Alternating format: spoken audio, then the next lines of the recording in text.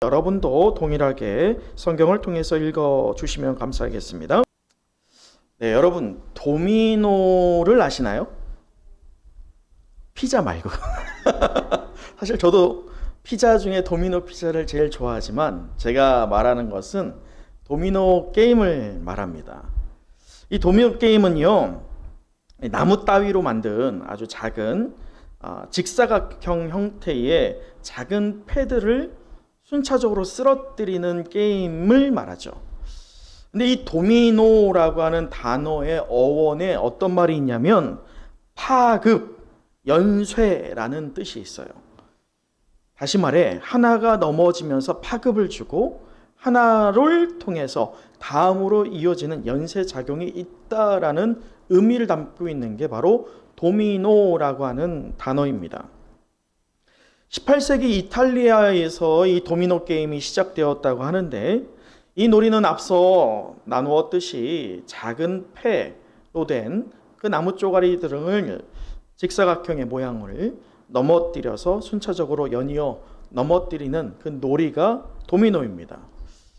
저는 이 중고등부 그리고 청년부 사역을 하면서요, 특별히 어떤 행사 있잖아요. 전도대회라든지 아니면 수련회라든지 이럴 때 간혹 도미노 게임을 하게 됩니다. 근데 도미노를 하다 보면 거의 비등한 모습들이 처음에 보여져요. 이 사람들이 집중하잖아요. 집중해서 하나씩 놓다가 어떻게 돼요? 쓰러지는데 딱 와다다다다닥 쓰러집니다. 자, 그 쓰러지는 걸 보자마자 아이들이나 청년들이 어떻게 반응할까요? 와, 다시 하자 이렇게 할까요? 처음에 딱 쓰러지자마자 바로 소리쳐요. 뭐라고요? 누구야? 누구가 실수했느냐, 그 책임을 따지게 돼요. 그래서 네가 잘못했네, 내가 잘못했네, 이런 것들로 옥신각신하는데 이 팀워크를 다져나가면서요, 점차 우리 할 수 있다 이런 모양으로 바뀝니다. 그러면서 서로를 독려하면서요, 하나하나 아주 세심하게 놓게 돼요. 근데 제가 미션을 줄 때면 그냥 의미 없이 도미노를 만드는 게 아니라 도미노를 통해서요, 어떤 동물이나 꽃 또는 문양, 이것들을 만들게 하거든요. 샘플을 주고. 그럼 다 만들었단 말이에요. 다 만들고 이제 뭘 합니까? 쇠구슬을 통해서요, 도미노 하나가 처음에 놓여 있는 그 자리에서 쇠구슬을 굴리게 합니다. 그러면 쇠구슬이 샥 굴러가서 하나를 탁 넘기는 순간 어떻게 될까요? 소리가요, 너무 좋아요. 쫙 소리가 나요. 그러면서 아주 아름다운 문양이 만들어집니다. 그러면 앞서 네가 잘못했네, 내가 잘못했네, 누가 잘못했어, 책임 추궁하던 그런 모습이 계속 있을까요? 온데간데 없어요. 그렇게 옥신각신하던 아이들이, 청년들이요, 환호성을 지릅니다. 환호성을 지르다가 어떻게 하느냐, 아까까지만 해도 옥신각신하던 모습을 뒤로 하고요, 서로 부둥켜 안아요. 왜요? 함께 무언가를 이뤄냈거든요. 이게 바로 도미노 게임의 어떤 묘미입니다. 지금은 코로나로 우리가 어떤 수련회나 특별한 행사를 할 수 없지만요, 우리가 이 코로나가 종식되고 가족 수련회를 언젠가 하게 될 것인데, 그때 한번 우리 팀워크를 다져보는 시간을 가져보기를 간절히 소망합니다. 그런데 이 도미노를 가져와서 심리학에서 도미노 현상, 도미노 이론이라고 하는 것들을 만들어냈어요. 이 심리학에서 말하고 있는 도미노 현상, 도미노 이론이 무엇을 말하냐면, 즉 어떤 하나의 상태가 원인이 되어서 주변에 잇따라 비슷한 사태를 불러일으키고 확산시키는 현상이 무엇이라고요? 도미노 현상, 도미노 이론이라는 거예요. 이 이론의 핵심이 무엇이냐면, 자, 저를 따라해 보실까요? 하나예요, 하나. 하나가 이 이론의 핵심입니다. 하나가 이 하나의 효과라고 말할 수 있는데, 하나는 사실은 미미합니다. 사소하죠. 하나를 무시할 수 있지만 이 하나의 가치를 간과해서는 안 된다는 거예요. 그래서 이 도미노라고 하는 말이 파급, 연쇄라고 하는 뜻을 가진 것처럼 이 하나가 미치는 파급력, 연쇄력을 무시해서는 안 된다라는 것이 도미노 현상, 도미노 이론의 기본입니다. 근데 이것을 우리의 신앙에 그대로 적용해 볼 수 있어요. 우리에게도 똑같이 하나가 중요합니다. 하나는요, 이 헬라어로 아르케라고 하는데요. 그 아르케는 사실은 맨 처음의 시작을 말합니다. 그래서 이 이스라엘 문화에서 하나, 숫자 1이라고 하는 것은요, 아주 그 시작점을 말해요.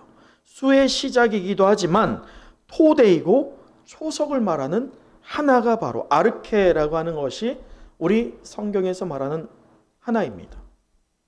이것을 우리에게 적용해 보자면, 여러분, 우리 인생에서 초석이 되고 토대가 되며 시작이 되는 것이 나다, 내가 주체다라고 했을 때면요, 이 코로나의 상황이나 또 여러 어려움에 버무려져 있는 우리의 일생에서요, 참 어려운 난관 앞에서 넘어질 때가 많습니다. 그러나 우리가 우리의 토대, 우리의 초석, 우리의 시작이 내가 아니라 누구다? 하나님이다. 곧 하나님의 섭리가 나를 도미노 패로 사용하여서 나를 넘어뜨리는 하나님이시지만, 내가 넘어짐을 통해서 하나님의 섭리가 누구로부터 드러난다? 나로부터 드러난다 라고 하는 믿음을 소유할 때면요, 지금 눈앞에 보여지는 어려움이나 좌절의 상황이요, 결코 좌절로 끝나지 않을 줄 믿습니다.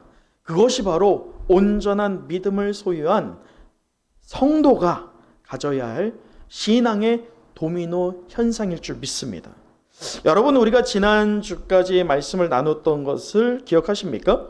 사도 바울이요, 실라와 디모데, 그리고 한 명이 더 추가가 됐죠. 누가 추가가 됐습니까?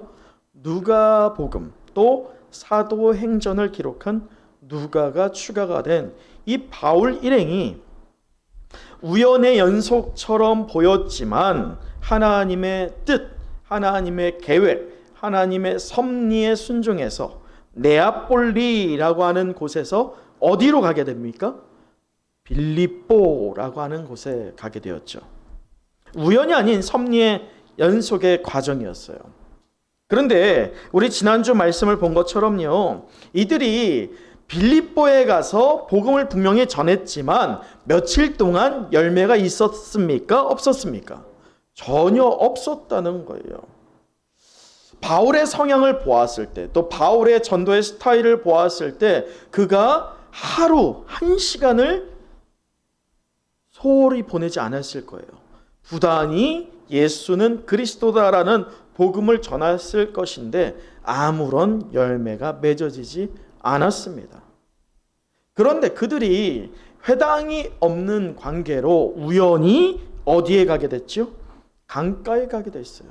또 우연히 누구를 만나게 됩니까? 강가에 나와 있는 여인들을 만나게 되지만, 결국 어찌 보면 초라한 환경이었고 초라한 상황이었지만, 바울 사도는 그 초라한 환경과 초라한 상황에 아무런 거리낌 없이 이것 또한 우연이 아니라 무엇이다? 하나님의 섭리다라는 것을 인정하고 믿음으로 붙잡고 순종하여서 그곳에서 복음을 증거했습니다. 그 결과 짜잔, 누가 등장합니까? 루디아라고 하는 여인이 등장했죠. 우리 14절 함께 읽어보도록 할까요? 14절입니다. 시작. 루아디라시아에 있는 자색옥감 장사로서 하나님을 섬기는 루디아라는 한 여자의 말을 듣고 있을 때 주께서 그 마음을 열어 바울의 말을 따르게 하신지라. 여러분, 이 14절에서 우리의 눈을 주목시키는 바가 무엇이냐? 이 두아디아 성에서 온 자주색감 장사였던 루디아, 이 루디아가 바울 사도가 언변에 탁월해서 그의 마음이 열렸습니까? 아니었어요. 이 두아디아 성에서 왔던 당시로 따지면 이 여자는 굉장히 부유한 층에 속했습니다. 바울 사도가 저 여자가 좀 부유해 보이는구나, 저 여자들 타겟으로 삼아서 어떻게 좀 재정적인 도움을 받아볼까, 그런 염려가 있었을까요? 계획이 있었을까요? 전혀 없었어요. 바울 사도는 하나님께 순종해서 말씀을 증거할 뿐이었습니다. 그런데 바울 사도가 그렇게 일할 때에 동일한 현상 가운데, 동일한 상황 가운데 누가 또 일하셨다는 겁니까? 하나님께서 일하셨어요. 복음을 증거하는 것은 사도 바울이었지만 그 복음의 역사를 일으키는 분이 누구셨습니까? 하나님이셨어요. 하나님께서 이 루디아의 마음을 여사 바울 사도가 증거하고 있는 예수는 그리스도다라고 하는 이 복음의 능력을 그가 붙잡게 되죠. 그런데 이 루디아라고 하는 도미노 패가 넘어가면서 그녀만 복음을 믿고 끝났습니까? 아니었어요. 말씀을 보세요. 15절. 그와 그 집이 다 무엇을 받습니까? 세례를 받아요. 세례라는 것은 나의 인생의 전환점을 이룬다는 거예요. 나의 정체성이 송두린 채 바뀐다는 거예요. 예수의 제자, 하나님의 자녀로서 내 신분이 변화된다는 것을 말합니다. 루디아라고 하는 도미노 패가 넘어지면서 그의 가족까지도 다 도미노 패로서 넘어뜨립니다. 연쇄작용, 파장을 일으키죠. 그 결과 우리가 지난주 본 것처럼 이 빌립보 교회의 시작이 누구였다고요? 이 루디아의 가족이었어요. 사랑하는 성의 영가족 여러분, 저와 여러분 또 우리의 가정이 그렇게 쓰임받기를 간절히 소망합니다. 여러분, 강력한 하나님의 섭리로 도미노패가 이렇게 넘어지고 있잖아요. 참 얼마나 은혜스러운 장면입니까? 그런데 예기치 않은 사건이 일어납니다. 오늘 본문의 16절을 읽어보도록 하죠. 16절입니다. 시작. 우리가 기도하는 곳에 가다가 점치는 귀신 들린 여종 하나를 만나니 정으로 그 주인들에게 큰 이익을 주는 자라. 사도 바울은 늘상 해왔던 것처럼 순종하는 모습으로 강가에서 복음을 증거하고 있는 그때에 누가 등장합니까? 귀신 들린 여종 하나가 등장합니다. 그녀의 이름을 알 수는 없어요.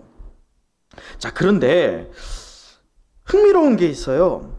17절이에요. 그가 바울과 우리를이라고 한 것은 누구예요? 여기서 우리라고 한다는 것은 이 기록자인 누가까지 포함하여서 실라와 디모데 그리고 누가 이렇게 포함된 4명의 바울의 일행을 말하죠. 그런데 우리를 따라와 무엇해요? 소리를 질러요. 근데 무엇에 대한 소리를 지릅니까?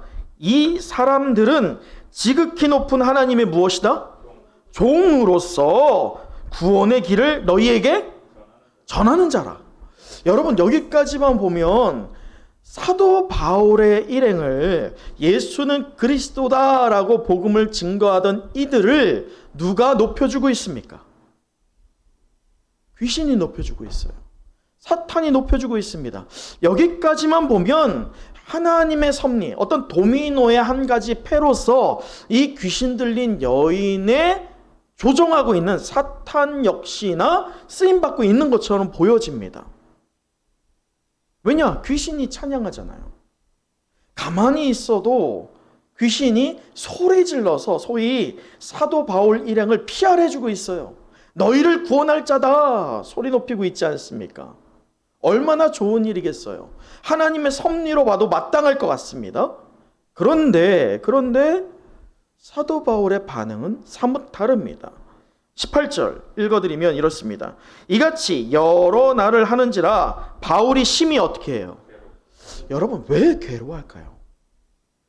이 여인이 사도 바울 일행을 높이고 있습니다. 예수 그리스도를 증거하고 있습니다. 구원할 자라고 제시하고 있습니다. 그런데 사도 바울이 괴로워합니다. 우선 귀에 뭔가 걸리고 있잖아요. 그리고 더 나아가서 이럽니다. 돌이켜 그 귀신에게 이르되 예수 그리스도의 이름으로 내가 내게 명하노니 그에게서 나오라. 여러분 분명히 하나님의 섭리라고 생각한다면 귀신을 지금 내쫓을 필요가 있어요, 없어요? 없죠. 왜냐하면 이미 하나님의 섭리로 이 귀신, 사탄 역시나 쓰임받고 있는 것처럼 보여집니다. 굳이 사도 바울이 이 귀신을 이 여종에게서 내쫓을 필요가 있어요, 없어요?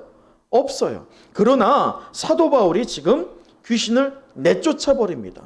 자신들을 대신하여서 소리 높여서 예수 그리스도를, 또 자신들을 피하라던 이 귀신을 내몰아 버립니다. 그 이유가 무엇일까요? 여러분, 여기에는 아주 중요한 영적 원리가 하나가 있습니다. 하나님의 아들, 또 존귀하신 예수 그리스도의 이름이 사탄과 마귀의 입을 통해서 증거될 하등의 이유가 있을까요, 없을까요? 없어요. 왜냐? 사탄과 마귀를 이용할 것이 아니라 누구를 이용하십니까? 예수의 제자들, 하나님의 자녀들을 통해서 일하시는 것이 하나님의 섭리일 줄 믿습니다. 우리가 여기에서 중요한 영적 원리 하나가 무엇이냐면, 사탄이요 마치 예수를 높이는 것 같고요, 바울 사도의 일행을 마치 피하라면서 경배하는 것 같습니다. 그러나요, 이들이 그러하는 것처럼 보이지만 실제로는 듣는 무리를 미혹시키는 거예요. 복음처럼 들리지만 자세히 듣지 않는다면 복음이 아님을 간파할 수 없게 돼요. 여러분, 이것을 우리에게 적용해 보면 이 코로나와 맞물린 현 상황에서요, 무엇이 옳고 그른지 판별하기가 더욱더 어려워진 이때입니다. 정신 차리지 않으면 무엇이 복음인지, 무엇이 믿음의 길인지, 어떤 것이 예수의 제자가 맺어야 할 열매인지 구분하기가 어려워져요. 사탄이 그렇게 교묘히 지혜를, 모략을 사용한다는 것이죠. 그러면서 예수를 높이는 것 같지만 결국은요, 사탄은 누구를 높일까요? 예수를 높일까요? 아니에요. 결국은 사탄은 자신을 높입니다. 결국은 사탄은요, 예수와 예수의 제자의 사이를 이간시켜서 간격을 벌어뜨리고 우리로부터 예수와의 관계가 끊어지게끔 만듭니다. 그래서 정신 차리지 않는다면, 영적으로 분별하지 않는다면 넘어질 수 있다는 거예요. 그것을 간파한 사도 바울은 마음이 괴로웠던 것입니다. 그것을 그대로 내버려 둘 수가 없던 거예요. 그래서 예수 그리스도의 이름으로 귀신을 내쫓게 됩니다. 사랑하는 은성의 영가족 여러분, 오늘 저와 여러분을 통해서, 우리의 입술을 통해서 우리가 도미노의 패로 사용되어서 하나님은 영원 무궁하신 분이십니다 라고 하는 신앙의 고백이 여러분의 일상의 삶의 자리에서 드러나기를 간절히 소망합니다. 그래서 여러분을 통하여서 여러분이 예수 그리스도의 은혜, 또 하나님의 섭리에 따라 도미노 패로 사용되어서 온전히 복음을 선포하는 은혜로운 예수의 제자, 또 하나님의 자녀되는 권속되시기를 간절히 축복합니다. 그러나 여러분, 말씀을 보세요. 하나님의 섭리를 실현시키는 이 도미노 패로 순종하는, 또 살아가는 과정이 쉬울까요? 우리 19절을 읽어보도록 할까요? 19절입니다. 시작. 여종의 주인들은 자기 수익에 소망이 끊어진 것을 보고 말과 신라를 붙잡아 장터로 관리들에게 끌어갔다가. 여러분, 사도 바울을 보세요. 19절에 여기에서 여종의 주인들이 사도 바울을 어떻게 합니까? 붙잡았다 라고 하잖아요. 또 장터로 관리들에게 어떻게 했다고 해요? 끌어갔다 라고 하잖아요. 여기서 붙잡아 끌어갔다, 이게 뭐냐면 마치 이 소를 잡기 위해서 끌고 가는 그 장면, 그것을 우리에게 적용해 봤을 때, 사도 바울의 모습에 적용해 봤을 때 멱살 잡혀서 끌려가는 거예요. 처절하게 끌려가는 현상을 지금 기록하고 있는 것입니다. 그것을 지금 누가 기록하고 있어요? 힌트를 이미 드렸네. 누가 기록합니까? 누가가 기록하는 거예요. 자신이 보고 있는 그 상황을 기록하고 있는 것입니다. 사도 바울이 붙잡아 끌려가고 있는 거예요. 근데 흥미로운 것은요, 우리가 이 이후에 보게 될 것인데, 바울과 실라는 나오는데요, 두 명은 안 나와요. 아마도 어렸기 때문에 또는 어떤 영향력이 바울과 실라보다는 좀 약했기 때문인지 어쩐지는 잘 모르겠지만 성경에 잘 나와 있지 않아서요. 분명히 이 장면까지는 4명이 함께하지만 감옥에 끌려갑니다. 여러분 말씀을 보세요. 자, 이들이 끌려가는데 20절과 21절 함께 읽어볼까요? 20절, 21절이에요. 시작. 상관들 앞에 데리고 가서 말하되 이 사람들이 유대인인데 우리 성을 심히 요란하게 하여 로마 사람인 우리가 받지도 못하고 행하지도 못할 풍속을 전한다 하거늘. 여러분 여기에서 우리가 좀 흥미롭게 주목해야 할 점이 하나 있어요. 사도 바울이 보고 있는 관점과 지금 이 여종의 주인들이 보고 있는 관점이 다릅니다. 사도 바울은 이 여종의 무엇을 봤어요? 그냥 귀신 들렸냐 안 들렸냐 이게 아니에요. 귀신 들려서 눌려있는 그 영혼을 봤어요. 사도 바울의 관심은 마음이 아팠던 것은 귀신이 소리 높여 찬양하고 또 예수를 높이거나 자신들을 높이는 게 아니었어요. 사도 바울이 마음이 아팠던 것은 그 귀신에 사로잡혀 있는 그 여종의 심령을 보면서 가슴 아팠던 겁니다. 사도 바울의 관심이 그랬어요. 하나님의 관심이 그랬습니다. 그런데 이 여종의 주인들의 관심은 무엇입니까? 우리가 20절, 21절을 본 것처럼 지금 투자한 돈을 어떻게 된 거예요? 날라간 거예요. 저는 주식을 안 하지만 주식을 하는 분들의 얘기, 제 친구들을 이제 사회 친구들, 예수님을 믿지 않는 친구들을 만나게 되면 이 친구들이 다 비자금들이 다 있더라고요. 이제 저 나이 정도 되면 어느 정도 회사에서도 이제 조금씩 자리를 잡아가니까요. 어떤 친구는 이제 1억을 투자했더라고요, 주식에. 근데 그 1억이 어떻게 됐을까요? 그 친구의 말에 따르면 근데 이걸 아내가 알아 몰라? 몰라. 한편으로는 다행인데, 그런데 이 친구가 또 1억을 이제 한순간에 날아갔으면 이제 안 해야 될 것 같은데 또 열심히 무엇합니까? 또 투자하는 거예요. 또 알아보고. 참고로 그 친구는 펀드 매니저입니다. 그쪽에 아주 탁월하겠죠. 펀드 매니저로서 자기도 1억을 날렸지만 자기에게 투자한 어떤 분의 돈을 5억을 날렸더라고요. 여러분 이게 우리가 마주하고 있는 일상 아니겠어요? 지금 당장 투자한 것들이 날아가 버렸어요. 앞으로 얻을 수 있는 수익이 날아가 버렸어요. 사라져 버렸어요. 이 주인들의 관심은 이 여종이 귀신 들렸냐 안 들렸냐, 귀신으로부터 이제 자유해졌냐 아니냐 이거 아니었어요. 눈에 보여지는 물질적인 것이었습니다. 여러분 우리는 어떻습니까? 우리가 마주하고 있는 현실도요 크게 다르지 않습니다. 오늘 우리가 예배를 드리면서 이런 결단할지 몰라요. 목사님 주신 말씀에 의지해서 이번 한 주 승리해야지. 아멘. 할렐루야. 네, 그렇게 하고 우리가 이제 삶으로 딱 뛰어들었는데 어때요? 호락호락하지 않아요. 물질이 우선시되는 이 맘모니즘이 팽배한 세상과 또 사탄이 주관하고 있는 저 권석들 안에서 믿음을 그대로 유지하고 믿음을 선포한다라는 것은 참으로 쉽지 않습니다.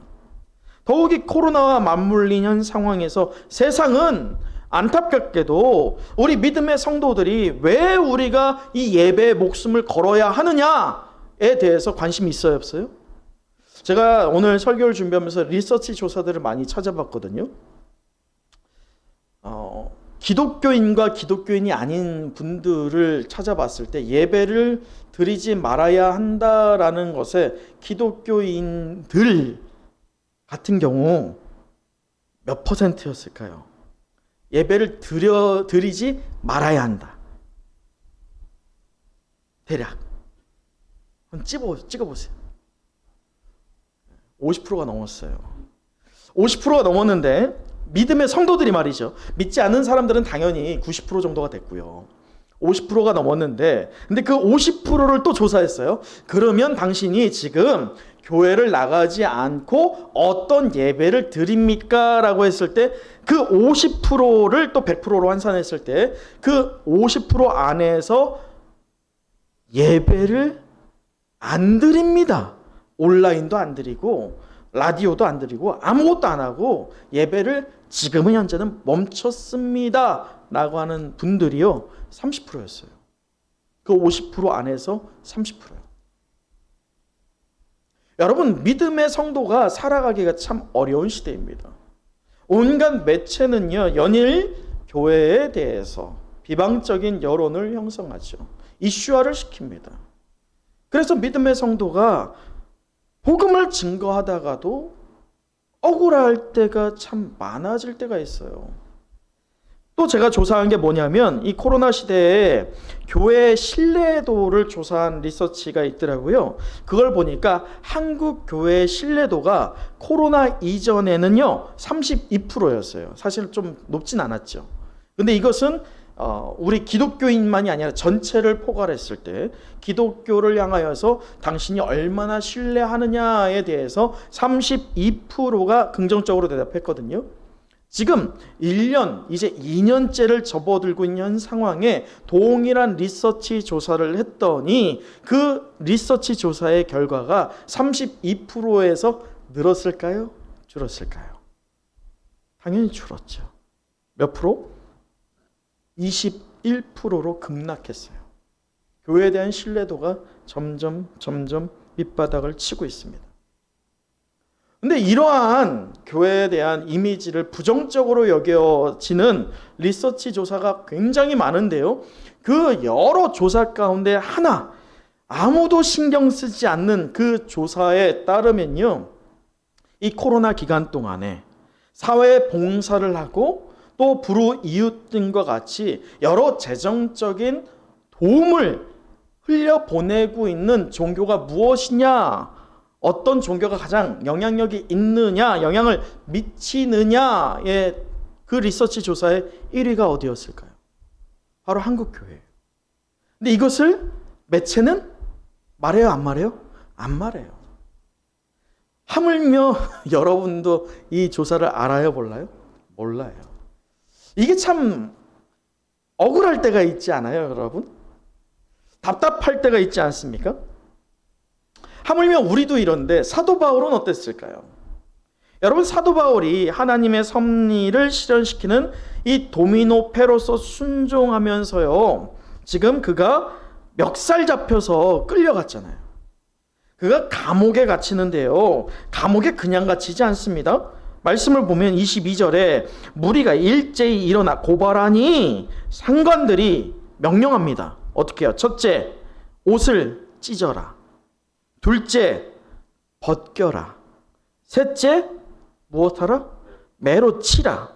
또 넷째, 많이 친 후에 어디에 가두어라? 옥에 가두어라. 여섯째, 간수를 명하여 어떻게 해라? 든든히 지키라. 이런 명령들을 내립니다. 여러분, 이 멱살 잡혀서 끌려온 것도 참으로 자존심 상할 일인데요. 사도 바울이 이 빌립보 성에서 감옥에 갇힙니다. 참고로 빌립보 감옥은요, 빌립보 지역에서 이 굴 위에다 짓습니다. 감옥을요. 그래서 굴 위에 돌로 쌓아서 짓게 돼요. 제가 나중에 사진을 보여드릴 건데요. 그런데 그 돌 위에 쌓여있던 그 굴 안에 있는 감옥이요, 그 안에 밝았을까요? 어두웠을까요? 굉장히 어두웠죠. 그 어둠 가운데에서 굉장히 또 습했겠죠. 근데 사도 바울이 왜 옷을 벗기느냐? 이때 당시에 여러분, 요즘에 아프간에서 기자들 또는 여자들 채찍이나 몽둥이로 때린 것들을, 상처를, 이 옷을 벗고 보여준 사진들이 간혹 뉴스에 나옵니다. 보신 경험 있으신가요? 남자 기자들이 2명이 상체를 벗은 것들이 사진에 돌아다니고 있는데 처절합니다. 빨갛지 않아요. 피가 날 정도예요. 그만큼 세게 때리거든요. 사도 바울은요, 지금 신라와 함께 엄청난 매를 맞습니다. 여러분, 예수님도 브라이드 오리온이라고 하는 광장에서 매를 맞을 때에 예수님이 많은 피를 흘립니다. 그럴 때 왜 피를 흘리냐면 이 매가 그냥 단순한 몽둥이가 아니에요. 매에 이 몽둥이에 뭐가 달려 있어요? 뼈 조각을 박아놔요. 한 번 때리고 뺄 때마다 살점이 튀어나옵니다. 그만큼 고통이 있는 매였어요. 결코 우리가 쉽게 생각할 어떤 종아리 맞거나 손바닥 맞는 그런 매의 종류가 아닙니다. 사도 바울이 이러한 많은 매를 맞고 옷까지 다 찢어졌잖아요. 온전한 옷이 있었겠어요? 다 벗겨진 상태예요. 우리가 성화나 이런 걸 보면 최소한 이 하의에 어떤 수건 같은 건 두르고 있잖아요. 실제 고증에 따르면요, 다 벗겨버립니다. 예수님도 십자가 처형당할 때요, 아무것도 입지 않았어요. 다 벗겨졌어요. 사도 바울 역시나 매를 맞을 때 다 벗겨졌어요. 다 벗겨진 상태에서 온몸에 매를 맞고 살점이 떨어져 나가고 피를 흘린 상태에서 지금 감옥에 갇혀 있는데, 감옥의 착고가 어디냐? 발에 묶는 거거든요. 발에 묶어서요. 이게 하나의 고문 도구예요. 발이 이렇게 움직여야 되잖아요.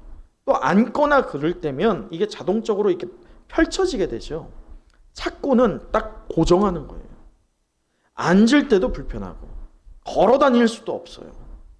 그런데 문제는 사도 바울과 실라의 몸에 무엇이 있어요? 상처가 있어요. 그런 상태에서 앉지도 못하게 하고 서는 것도 불편하게끔 착고까지 채워진 상태에 있습니다. 자, 이렇게 억울하고요, 뭔가 답답한 상황 아니에요? 그런데 이들이 우리의 예상과, 저는 얼마나 불만이 많았을까, 나라면 진짜 하나님 왜 이러십니까? 이렇게 한번 할 것 같은데 제 예상과는, 저의 반응하고는 전혀 다르게 사도 바울은 어떻게 하느냐? 실라와 함께 25절, 한밤중에 바울과 실라가 무엇하고 있습니까? 기도합니다. 하나님을 무엇합니까? 찬송합니다. 이것을 누가 들었습니까? 그 죄수들, 같이 갇혀있는 죄수와 죄수를 관리하는 간수들까지 다 듣고 있는 상황이었습니다. 여러분, 상상이 되세요? 어제는 제가 결혼 11주년을 맞이하는 날이었어요.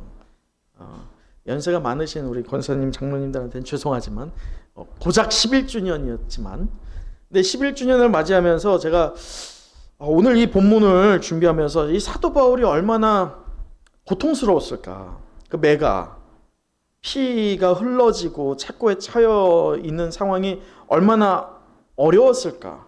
그런데도 어떻게 기도하고 찬송할 수 있었을까. 이것을 놓고 묵상하던 중에 11년 전에 신혼여행 직후에 사건이 떠올랐어요. 이 바야흐로 11년 전. 11년 전에 신혼여행 끝나고 와서 딱 지금하고 비슷해요. 올해하고 비슷한데, 신혼여행을 일주일 다녀오고 예배를 드리고 나서 바로 추석 기간이었어요. 그래서 그 추석 기간 때 이제 본가에 누나들 가족들하고 다 일가 친척이 모여서 식사를 하는데, 특히나 그때 이제 결혼 이후에 첫 번째로 처가에서 한우를 보내주셨거든요. 한우를 이제 구워 먹고 있는 거예요. 근데 제 배가 살살 아픈 거예요. 컨디션이 안 좋아서 혼자 이 안방에서 좀 누워 있었어요. 근데 밖에서 이제 막 분주한 거죠. 고기를 구워 먹기 위해서요. 반대로 점점 배가 아파오는데, 어느 한순간 딱 도달하자마자 악소리도 못 낼 정도의, 제가 정말 일생, 이때까지, 오늘 제가 42살이지만 42년 통틀어서 그렇게 아픈 적이 없어요. 배가 정말 아픈 거예요. 소리를 못 지르고 혼자 배를 움켜쥐고 제가 댕굴댕굴 구르고 있는데, 밖에 소리는 다 들려. 밖에 뭐라고 하느냐? 야, 맛있다. 어머, 입에서 녹아. 그리고 고기를 굽는 소리, 그게 다 들리는데 혼자 저는 안방에서 무엇하고 있어요? 배를 잡고 댕글댕글 구르는 거예요. 아파서 소리도 못 지르고, 도와달라는 소리도 못 질렀어요. 그때 제가 할 수 있는 게 딱 하나 있었습니다. 그게 무엇이었을까요? 아이고 하나님, 이 기도였어요. 그 기도하고 아내가 들어오더라고요. 별일 없나. 물론 제 소리가 들려서 들어온 건 아니고 별일 없나 들어왔다가 저를 발견하고 바로 응급실에 간 다음에 일주일 동안 입원했었습니다. 병명은 급성장염이었어요. 여러분, 어쩌면 사도 바울이 그 아픈 통증, 피가 흐르고 착고에 갇혀 있어서 아프다 보니까 아이고 하나님, 이런 모양으로 하나님께 기도하고 하나님 나 좀 살려주세요 찬송하는 것이었을 수도 있습니다. 그러나 우리가 알고 있는 사도 바울을 적용해 보면 그는 그 정도에 머물러 있지 않았어요. 저와 같지 않았어요. 그는 지금 자신이 피를 흘리고 있고 착고에 갇혀있는 이 고통 가운데에서요 하나님께 기도를 했는데, 이 기도가 어떤 기도였느냐, 내 고통을 절하여 주시옵시고 나를 건져달라고 하는 기도가 아니라, 여러분 기억하십니까? 마태복음 16장 24절, 아주 중요한 요절이죠. 우리 주님께서 이런 말씀을 하십니다. 누구든지 나를 따라오려거든 자기를 부인하고 무엇을 지고? 자기 십자가를 지고 나를 따를지니라 라고 말씀하셨죠. 자신이 예수 그리스도의 십자가를 이제 졌구나, 정말 이제 내 몸에 상처가 나는 것들이 예수의 고난에 동참하는 것이구나 라는 것을 인정하면서 어떤 기도였어요? 감사 기도였어요. 여러분, 이렇습니다. 예수의 제자들, 하나님의 섭리를 믿고 그 섭리에 따라가며 도미노로 기꺼이 쓰임받는 성도는요 고통이 왜 없겠어요? 예기치 않은, 또 예상치 못한 어려움들이 있습니다. 코로나와 맞물린 현 상황이 마찬가지지요. 그러나 우리가 처음에는 세상 사람들과 똑같이 반응할지 몰라요. 하나님 어떻게 나한테 이럴 수 있습니까? 내가 얼마나 신앙생활을 했는데 이렇게 하소연할 수 있습니다. 그러나 끝내 사도 바울과 같이 우리의 입에서 감사의 기도가 나오게 될 줄 믿습니다. 왜냐? 예수 그리스도의 고난에 동참한 것뿐만 아니라, 여러분 이때까지 사도 바울이 하나님의 섭리를 경험했잖아요. 그러면 사도 바울이 지금 왜 감옥에 갇혔는지 이유도 알지 못하는 상황입니다.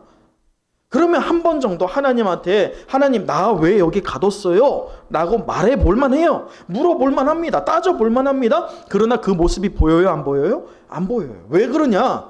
그는 하나님의 섭리를 이때까지 경험했기 때문에 자신이 지금 감옥에 갇히고 그리고 피가 날 정도의 매를 받고 착고에 갇힌 하나님의 섭리가 분명히 있을 것이다 라고 하는 믿음이 있었어요. 그 확고함이 있었습니다.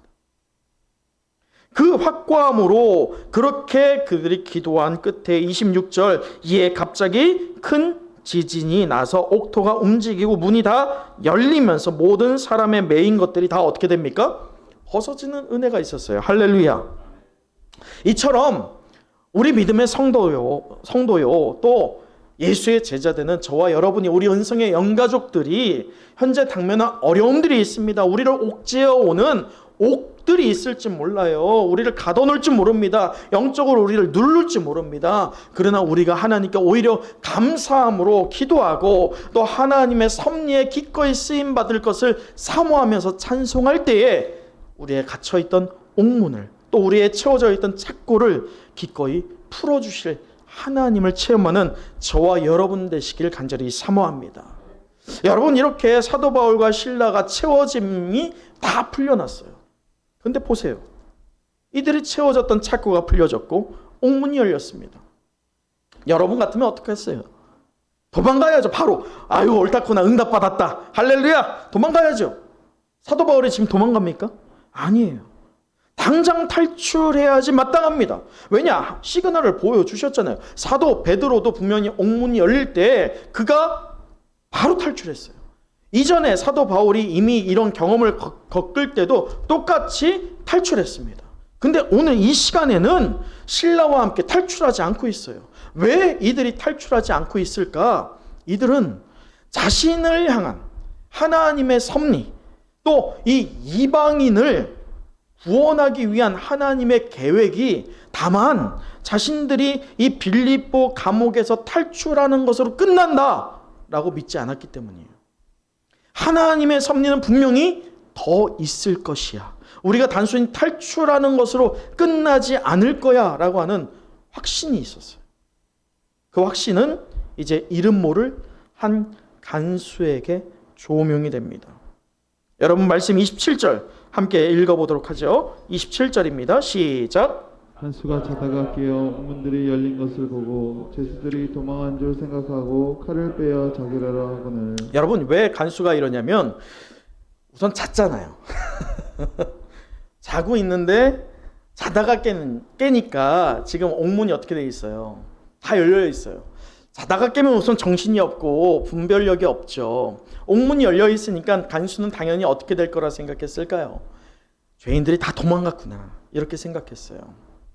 또 당시의 문화로서는 이 간수가 자신이 지키고 있던 죄수들이 도망가면 그 죄를 간수가 졌어야 됩니다.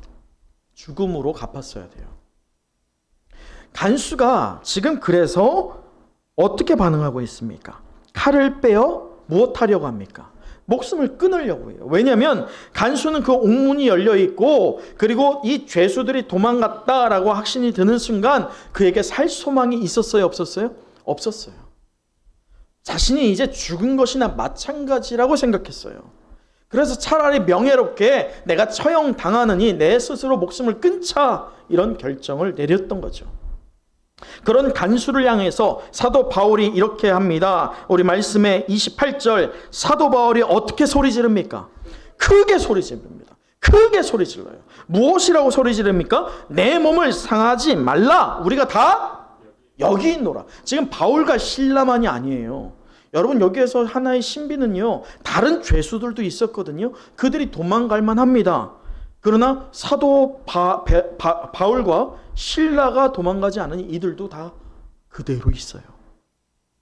여러분 이 큰 소리를 들었을 때 그야말로 이 이름 모를 그 간수에게는 복음이었어요. 왜요? 다 있다니까. 이제 내가 죽어도 돼요? 안 죽어도 돼. 새로운 살아갈 담력이 생긴 거예요. 소망이 생긴 거예요. 얼마나 좋습니까? 자, 그 안도함에서 이 이름 모를 간수가 분명히 반응할 것들이 있는데 이상하게 반응합니다. 30절. 그들을 데리고 나가 이르되 선생들이여 내가 어떻게 하여야 무엇이요? 구원을 받으리까? 여러분 간수가 이렇게 반응하는 이유가 뭘까요? 사도 바울이 이 간수를 향해서 몇 마디 말로 복음을 증거했을까요? 아니었어요. 이 간수가 지금 자신이 살아갈 수 있는 소망이 생겼고 복음의 소리 다 도망가지 않았다. 이게 지진 때문에 열린 거였으니까 나는 이제 무죄하구나. 이런 안도함으로 사도 바울한테 반응할 게 있다면 고맙습니다. 당신 때문에 내가 목숨 건졌네요. 이런 것들로 나가면 당연할 것 같은데 예상과 다르게 구원에 대해서 말하고 있어요. 한마디 구원에 대해서 증거한 적이 없는데 이 간수가 구원에 대해서 응답하고 있습니다. 반응하고 있습니다. 왜 그러느냐? 간수는요 분명히 알았어요. 그가 사도 바울과 실라가 같이 온 이유가 무엇 때문이었습니까? 귀신 들린 여인을 쫓아냈기 때문이죠. 귀신을 쫓아냈기 때문이에요. 근데 그 귀신이 선포하는 소리를 간수도 들었습니다. 사도 바울과 그리고 그 무리와 또 예수 그리스도가 어떤 분인지에 대해서 이 간수도 분명히 들었어요. 그리고 그들이 피 흘림 가운데에서 착고에 갇혀 있는 상태에서 그렇게 음습한 감옥에 갇혀 있는 상태에서도 불만하거나 또는 억울해하는 것이 아니라 오히려 하나님께 기도하고 찬송하는 소리를 간수도 들었습니다. 여러분 여기에서 우리가 무엇을 발견할 수 있느냐? 간수는요 이 사도 바울의 큰 소리로 외침으로 인하여서 비로소 사도 바울을 하나님께서 사용하신다라고 하는 분명한 믿음이 있었던 거예요. 그렇기에 한마디 복음에 대해서나 구원에 대해서 이 사도 바울이 간수에 대해서 증거한 적이 없음에도 불구하고 간수가 마음이 열리고 있는 것입니다. 여러분, 이 이름 모를 간수, 그의 마음이 열리자 사도 베드로가 명확한 답을 줍니다. 우리 말씀 31절 함께 읽어보도록 하겠습니다. 31절 시작. 이르되 주 예수를 믿으라. 그리하면 너와 내 집이 구원을 받으리라 하고. 아멘. 여러분, 분명하고 명확한 해답이었어요. 우리가 참 잘 아는 말씀의 요절입니다. 곧 주 예수를 믿으라. 그리하면 너와 내 집이 무엇을 얻으리라?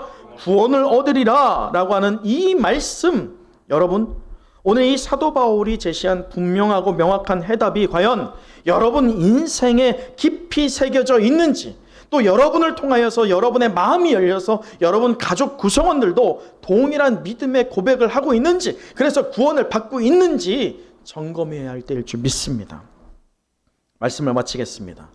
우리가 사도행전을 통해서 하나님 나라의 일을 우리 은성에 속한 영가족들에게 적용하면서 옥문을 여시고 마음을 여시는 하나님이라는 제목으로 은혜의 말씀을 나눴습니다.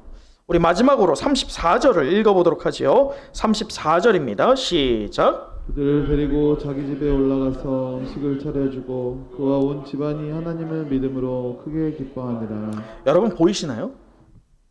루디아라고 하는 도미노 패를 사용하셔서 파급 효과, 연쇄 작용을 일으켜서 루디아의 가정이 세례를 받고 그 가정이 빌립보 교회의 시작이 되었었습니다. 그런데 그 사건과 판박이 같은 일이, 판박이 같은 하나님의 섭리가 누구로부터 드러나고 있습니까? 이 간수로부터 드러나고 있어요.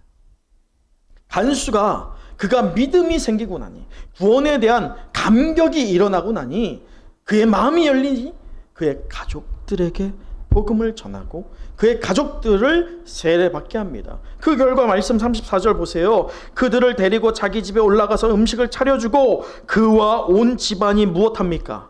하나님을 믿습니다. 할렐루야. 또 무엇합니까? 크게 기뻐합니다. 여러분, 여러분의 마음이 하나님을 통하여서 하나님의 섭리를 이루어 나가는, 실현시키는 도미노 패가 되어서 여러분의 마음을 하나님께서 능히 여실 것을 믿습니다. 여러분을 통하여서, 여러분 이제 우리가 추석 명절을 맞이합니다. 일가 친척을 만날 것입니다. 믿지 않는 여러분의 그 친족들을 만날 때에 어떤 마음의 자세로 가시겠습니까? 여러분만 믿음 가진 채 나만 믿으면 돼. 저들은 이제 구제불능이야. 그건 교만입니다. 하나님께서요, 여러분 마음을 여셨듯이 여러분을 사용하여서 오늘 간수를 통하여서 그 가정이 변화되고 하나님을 믿고 하나님 안에서 크게 기뻐하였던 것처럼 여러분이 있는 그 자리에서 여러분을 통하여서 일가 친척들이, 또 여러분 맺고 있는 관계 안에서 아직 믿음을 소유하지 않은 그들이 마음이 열려 하나님을 믿고 하나님을 크게 기뻐하는 하나님의 도구되는 저와 여러분 되시기를 간절히 소망합니다. 기도하겠습니다.